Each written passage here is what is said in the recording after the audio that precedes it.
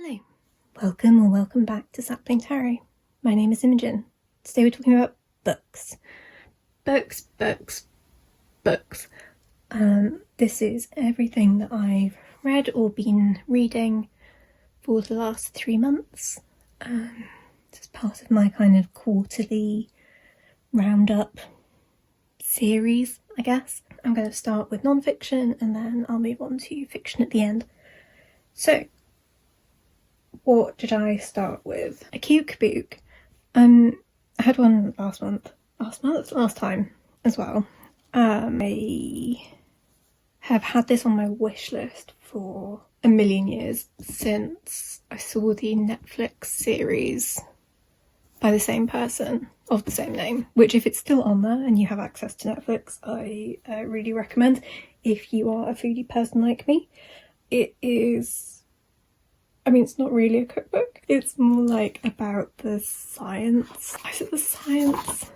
Like the process of cooking and like how to improve your cooking, I suppose. There are recipes in it, but I mostly got it for, there are these like delicious like charts and illustrations. So it's like protein behaviours and like how different cultures use acids in cooking and which acids they use, and the same for oils and the same for salts. And it's just really fun. Like, I've been referring to this every time I've cooked anything since getting a hold of it. And also, just, don't you just love a pristine second-hand book? I think it must have been like a display copy or something, because the outside is really bashed but the inside is absolutely perfect. So that's Salt, Fat, Acid, Heat, Mastering the Elements of Good Cooking by Samin Nosrat. Loved it, had a great time. Although not necessarily entirely relevant to what I'm doing here. But A Kitchen Witchery, it's a non-fiction book that I read in the last few months. Into slightly more relevant, we have Spellcraft and Spellwork by Ariana Carrasca, who is Ari the Oak Witch here on YouTube. My copy is already battered apparently, but I read this in an afternoon after it arrived, and I'll refer to it forever onwards. I think it's such a great, like, to say a beginner's guide, I think potentially downplays how useful a book this is to anyone. I think, by all means, I think it would be like one of the best, if not the best, beginner's guides out there. But I think, you know, it's like 100 pages, maybe even less. 101 pages including bibliography. There's all of these footnotes and references and stuff, and it's so quick and simple and gives examples, but mostly it like explains the different types of spellwork and spellcraft really well. I'm sure there are more things than could be contained in 100 pages, but I think that it's like such a great jumping off point that's, yeah, just really well sourced and referenced, and, you know, explaining the difference between, you know, like shared personal gnosis, verified personal gnosis, unverified personal gnosis, because all these things like UPG, SPG, VPG get like thrown around in occulty, witchy spaces, but like it's that really good like beginner's mind thing of thinking about if you didn't know what those things stood for and like where things come from, then I just think that it's very cool. It's part of the Pagan Portals series. This is the only one that I've read, but I would be interested in reading more now that I've read this one. Quite a lot of magic this time. I got given this by Isha the Activist Witch when I saw them back in July, and since then I've been taking each new moon as it comes. This is New Moon Magic by Risa Dickens and Amy Torok. They do the Missing Witches podcast as well. I remember first seeing this on Kelly Bear's channel and being really, really interested in reading it, and so it was a really lovely present to get. That's where we're up to at the moment, with the new moon in Libra just gone. Very, very cute bookmark that I got from Sarah at Tangy Tarot. The gay frogs. The frogs are making us gay. No, we're making the frogs gay. That was the thing, wasn't it? Anyway, we're turning the frogs gay. I loved it. It's so good. It's like, it covers these kind of profiles on different witches from throughout history and around the world and stuff. Each one, so the previous one was this like ritual and ceremony, and covers like 2 different witches who like approach things from completely different ways, and it's just really interesting. At the end you get a little ritual, but there's just like loads of really great information. I read the New Moon in Leo one, which is about music, when I was on the plane coming back home, and it was just to kind of sink yourself into. Yeah, it was just delightful. It was like kind of sinking into a warm bath, not being on an EasyJet flight. It was, yeah, very, very cool. Really enjoying this. Excited to continue reading it every month, and then probably just go back and read it again when I finished it. On a similar theme, I suppose, but getting into tarot now, we have 78 Acts of Liberation, Tarot to Transform Our World by Lane Smith, who is Left Lane Smith on Instagram, who I really recommend following if you don't already. They are very cool. I've been using this as like a reference book rather than reading it cover to cover, as I tend to do with books that give you like... So this isn't a book of tarot meanings, it's a word of like tarot actions, I suppose. So I read the introduction, which, even if you like have no interest in using the kind of the actions, so from page 73 onwards, this first 70 pages as an introduction and a history of tarot is worth its weight in fucking gold. Worth so much more than its weight, because it's just like 70 pages. But in terms of a history of tarot and positioning tarot in the world, it's one of the best, if not the best, I've ever seen, that I've ever come across in any book. I have so many tarot books that I really love, and radical tarot books that I really love. I just found, particularly the introduction to this, so accessible. I suppose the most recent book that I've read that's in any way remotely similar is Red Tarot by Christopher Marmolejo, and I love that book, and I will never stop singing its praises. Potentially the language to me isn't like peak accessibility.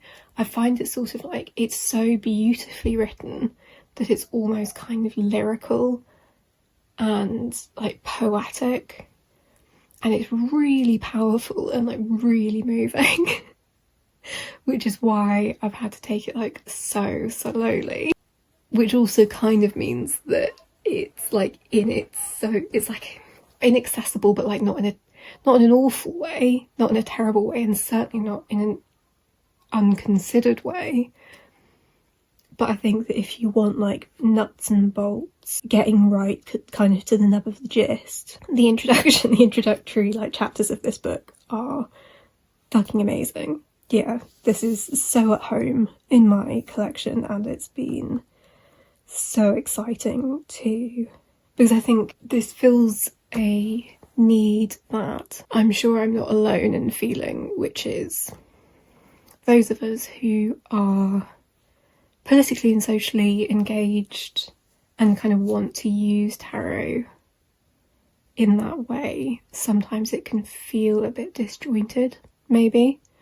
In like kind of, okay, so the skill set that I have, how do I use that, you know, in the striving for liberation and all that kind of stuff. So this answers that question in like 78 ways. And I think it would have been timely no matter when it came out, and essential no matter when it came out, but it feels particularly timely and essential now. So yeah, that was a long way of saying I think this is fucking great. I have in no way, shape or form read all of it yet, but everything that I have read of it has been brilliant. And yeah, like I say, cannot state more highly how great just the introductory chapters are. The other tarot book that I read this quarter was From the Tower to the Sun by Alicia Rye, and basically it just didn't give me what I needed it to, or what I wanted it to. It's like a journey through the tarot.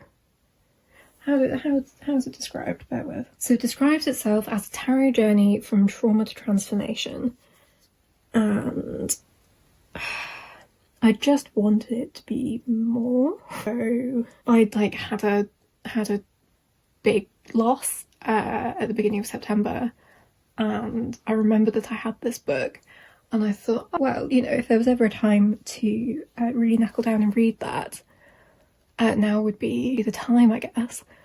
And so that's where, I'm not saying it's a bad book at all, it just wasn't in any way what I thought it was going to be.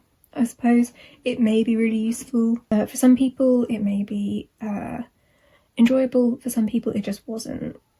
Yeah, there's like, I don't know, there's some things like it talks about like the stages of grief, and if you're in any way like plugged into, I don't know, kind of psychology, philosophy, grief, death, doula-ing, end of life care, all of that kind of stuff, you may well know that the stages of grief are like, it's like our framework, it's not the framework. And also the person who came up with the framework, it was supposed to be for people who are dying, not people who are left behind. And that's like, well, certainly that was like how it began. And so I just get a bit pedantic and annoying about stuff like that if anything leans like really hard on either saying that this is categorically how people deal with grief, and this is a linear process that you move through and stuff.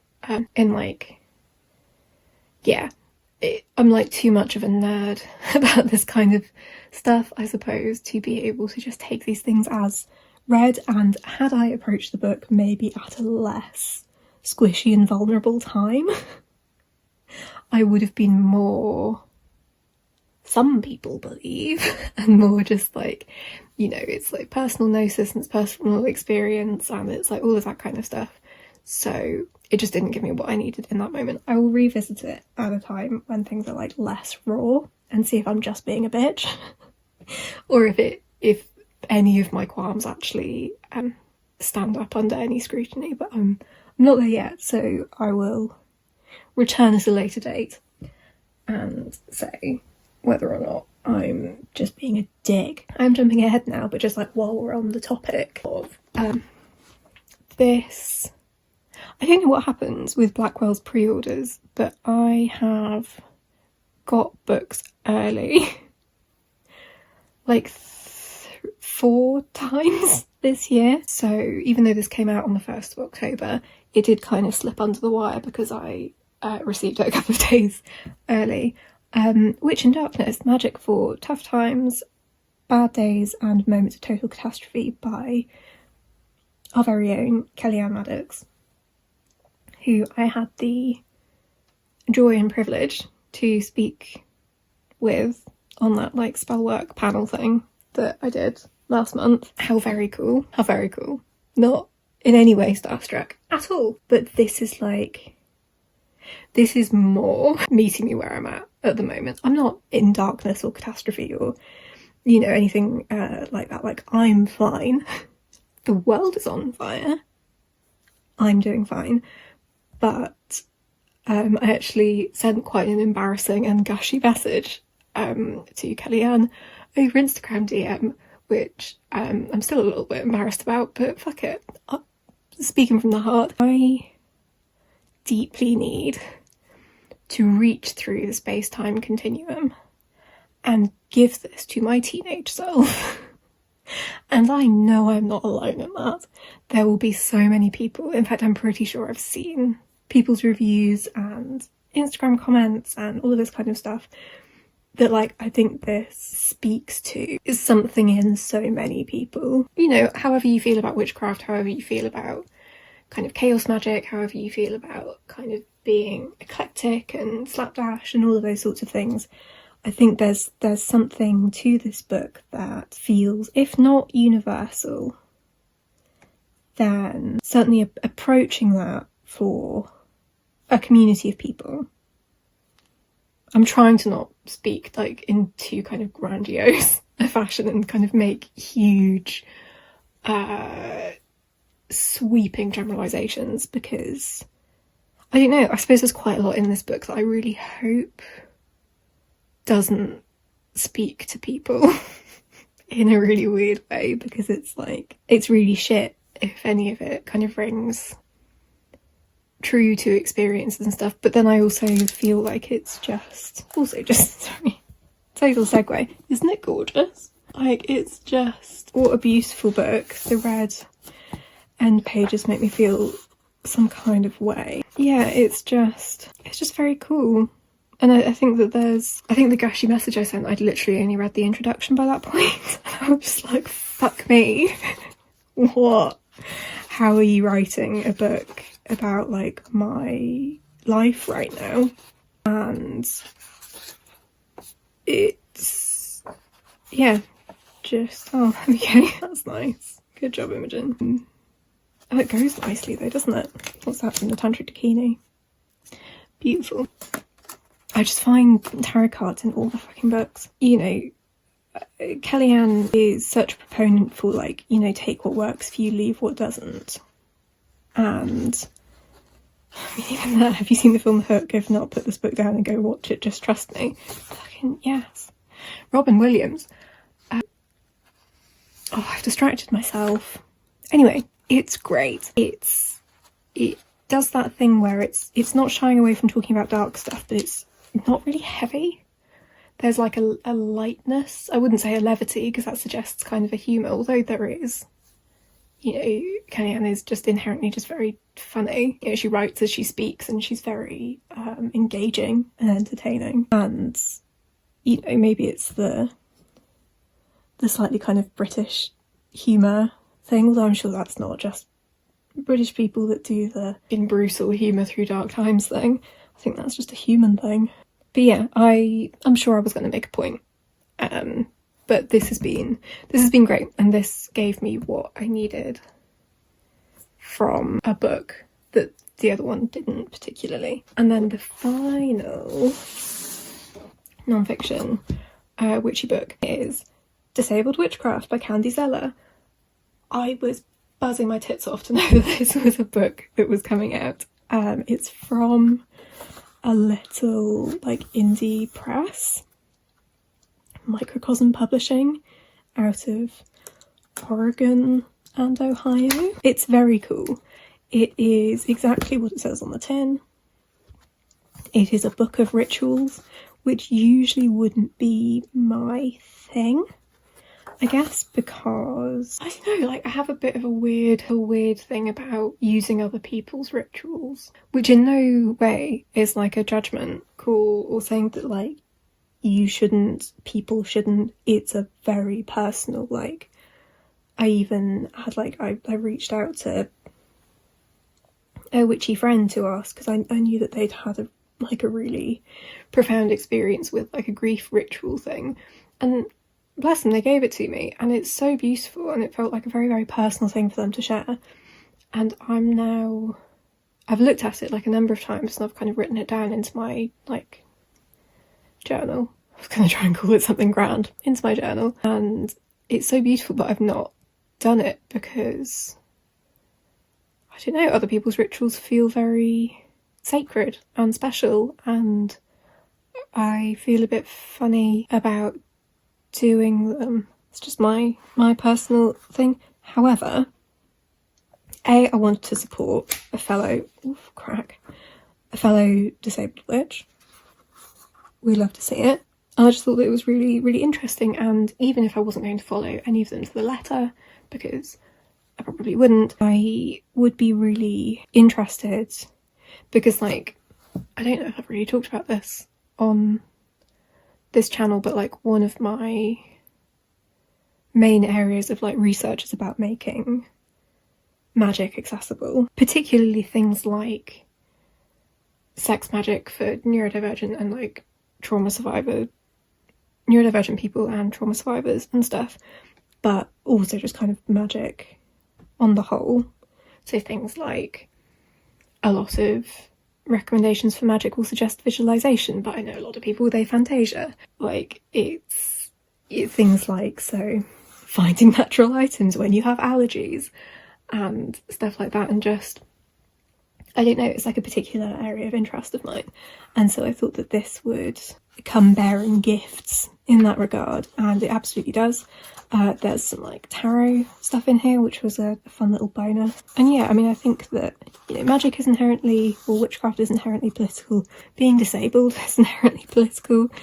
And so I just felt like, sorry, I've just got a text. Good job. Yeah, so you've got to, or I feel like, for my practice, I want to be taking these things into consideration, even, you know, disabilities that have no bearing on my life at the moment. It's very cool. Like I say, I haven't done any of the rituals. I have read through most of them.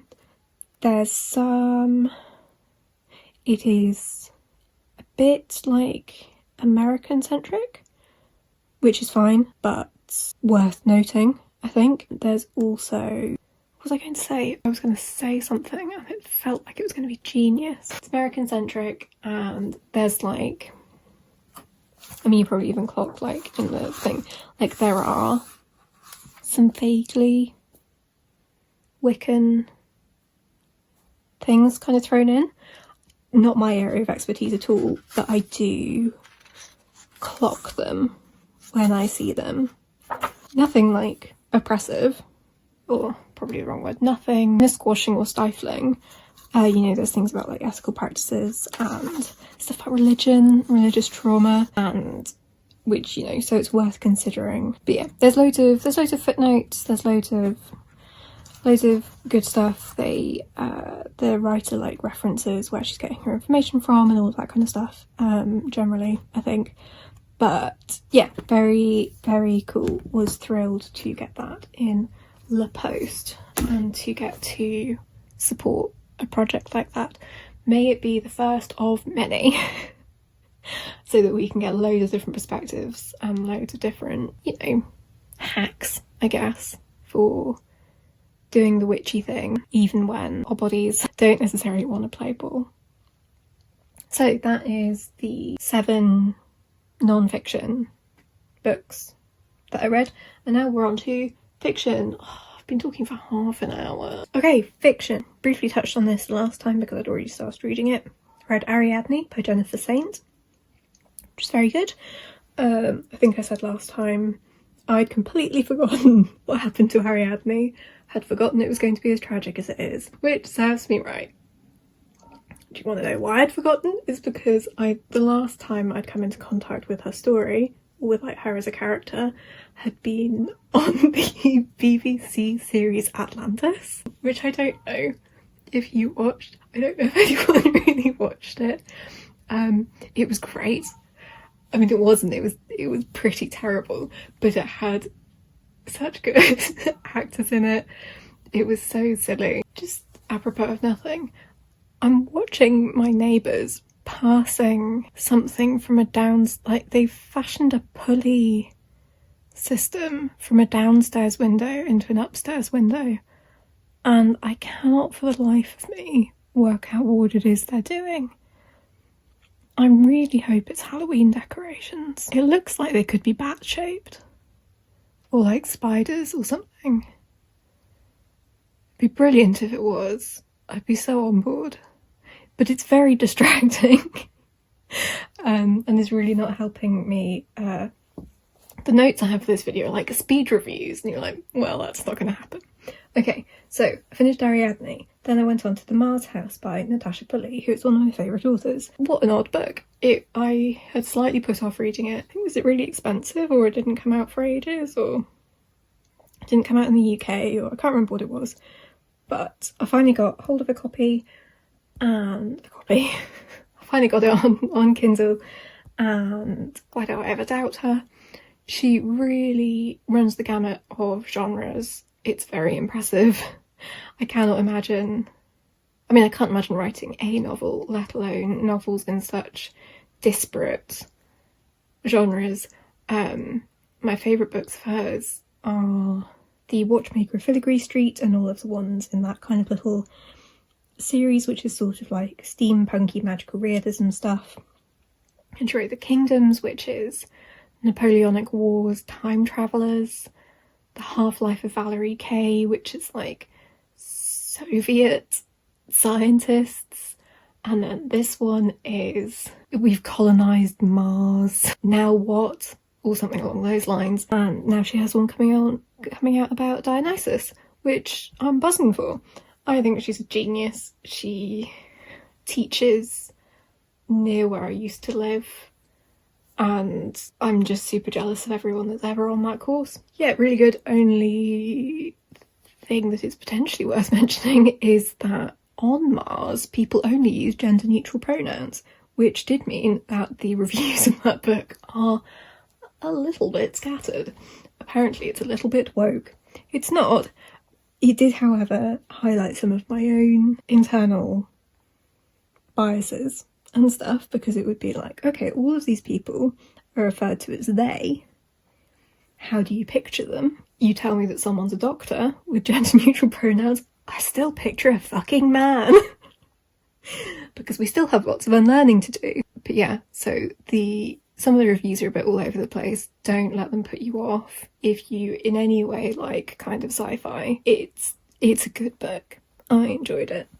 I'm in a bit of a fluffy book phase, and that started with, I think it was after Ariadne. I found that I was like, oh god, this is fucking harrowing. So I read the CAA Food Detectives, which is an amazing book. It is about a restaurant where you go and you ask them to recreate a meal from your life, and it was delightful. It was that kind of sort of short stories, but they're all set in the same place. So quite like if you've read Before the Coffee Gets Cold, and like that series of books, which I really love. So it's kind of that sort of formula, I guess.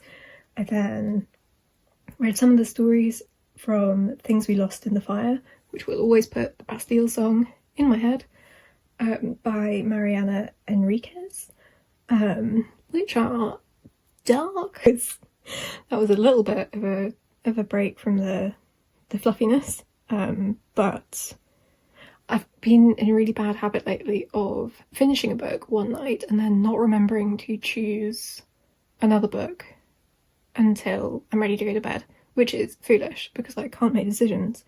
And so I was reading short stories and I was like, no, we can't do this. These are awful. They're not awful, they're beautifully written. They are bleak. But I am excited to read more of them, just not necessarily right before I go to sleep. I then read The Raven Boys because people talk about that on TarotTube all the time, that series, and I had never come across them. As the Raven's Prophecy Tarot, etc. I liked it. I didn't love it the way that some people do. Maybe it's because I didn't read them when I was younger. It was fun. I liked the tarot. I like the ghost boy. Yep, I'm losing words. I'm getting really distracted by these people putting Halloween decorations up, or whatever the fuck it is they're doing. In my head they're putting up Halloween decorations, and I'm going to be gutted when I find out that they're not. Anyway. Then another one of the cozy books, What You're Looking For Is in the Library. Again, set kind of in a library, and it follows different people who get books from this magical librarian who knows how to give you exactly what you're looking for, even if you don't know what you're looking for. And it was very cute, it was very lovely, I enjoyed it. I then read Beyond Black by Hilary Mantel, and oh my god, what is that book? Hilary Mantel, obviously a beloved, rightfully so, incredibly talented writer, known mostly for like Wolf Hall and the historical books. Beyond Black is a contemporary novel, and I think real person Hilary Mantel had a bit of a shit time in like public discourse. I think people were rude about her being a historical writer because she was a woman. I think, was she like not deemed like conventionally attractive or something? And so I do wonder if maybe this was the book where she just like put all of her rage about that. I read it because it was about a psychic, and I thought that sounded really interesting. And it started off quite funny, and then it was just really dark and really sad, and there was so much fat phobia, and there was like child abuse that I wasn't expecting, and it was kind of like alluded to, and I was just like, am I assuming something really dark? But it's not going to be that dark, and it was absolutely as dark as I thought it was going to be. And it was, oh yeah, I finished it, but I'm not entirely sure why. Cool to read about psychics and mediums and people, but wow, what a sad, bleak, horrible book, quite frankly. Yeah, didn't really enjoy that. Don't know why I finished it. Then read Freak's Law by Jane Flett, which is about a circus in rural Scotland. The circus comes to town, everything goes bananas. It's quite gay, it's quite camp, it's quite dark and twisty, but not so dark, I don't think. Anyway, maybe it was just compared to the thing I just finished reading. I really enjoyed it. The physical copies of it are really beautiful. It's all like hot pink and red and yellow, and it's just delightful. I saw it in a bookshop fairly recently, and yeah, gorgeous. I think debut novel by a Scottish author. Big recommend if it's your kind of thing. I then read Inconsiderable by Kevin Hearn, another book set in Scotland, however, crucial difference being not written by a Scottish person. Written by an American who likes Scotland, and while bless him, he tried his best, a lot of it is attempted to be written in Scottish vernacular. I would not attempt to write in Scottish vernacular, and I live here and I have a Scottish family. It is almost passable, and then he'll say something like cell phone. And you're like, oh no, you could have just written it normally and that would have been fine. Or, you know, like calling trousers pants or whatever, and it's just things that like we don't say in Britain in general, let alone someone who is supposed to be speaking with like a very like thick Glaswegian accent. So it was just a bit like, it just like pulled you out of the story because it was kind of clunky. It was quite fun. I may well read the sequel, but just not right now. I like the idea of sigil magic being like a fun and exciting thing, because I suppose like a lot of magic in books is like incantations maybe, or wands and fire and stuff, but I liked that it was sigil magic, and there's, yeah, some really fun and cool characters. I liked it, but the main guy, I could have done with it just being written kind of without really trying to like ham up the Glaswegian thing. Yeah. I read some of the reviews for it, wondering if I was just being a dick, picking up on this, and then people were really angry with the amount of swearing and the amount of like lewd references, I guess. Neither of those things bothered me. Certainly if we're talking about the swearing, that made it more accurate, or more like relatable. But yeah, fun book, slightly clunky narrative. And then the last book I read was The Square of Sevens by Laura Shepherd Robinson, who also wrote Blood and Sugar and The Daughters of the Night or something, which I think were quite well regarded historical novels. This was a historical novel around cartomancy, obviously. Sign me the fuck up. It was a bit slow going. It was quite twisty-turny, which was fun. Yeah, it was, I don't know, I'm kind of struggling to think about like how to talk about it in a way that isn't like spoilery, but I thought it was an interesting story. A lot of it was based in Bath, which is a city that I used to live very, very near, and so effectively like where I grew up, so that felt cosy and nice. A lot of historical buildings that I have been in many, many times, which was quite kind of comforting. And yeah, it was really interesting. It was a spectrum of, well, I suppose also it was Cornwall. I spent quite a lot of time in as a child. So the spectrum of kind of like deepest, darkest Cornwall through to Bath and then across the country to London, and different people of different classes and different life experiences, old money, new money, all that kind of stuff. I think it's in like the 1700s or something. It was quite cool. The Square of Sevens itself, which is the method of cartomancy, like playing card cartomancy, that the book is kind of based on, is a real thing, and I found the real documents explaining how to do it. And as soon as I get my shit together and get like a normal deck of playing cards, I am quite excited to give it a go, because it was really interesting. Like, all of the chapters are like, all of the chapters begin with the interpretation of a card, and so I thought it was nicely crafted. It was good. Like, maybe it was a little bit slow going, but I think it was a really interesting concept, and it was well executed, in my opinion. Right, okay, I've been talking for a million years. You're so good to still be here listening to me, if you are. Thank you for listening. What have you been reading lately? I would love to hear all about it. Do you have any witchy books that are about grief that you would recommend? Or like resources or whatever. I hope you're taking really good care of yourself. I will catch you in the next one. Goodbye.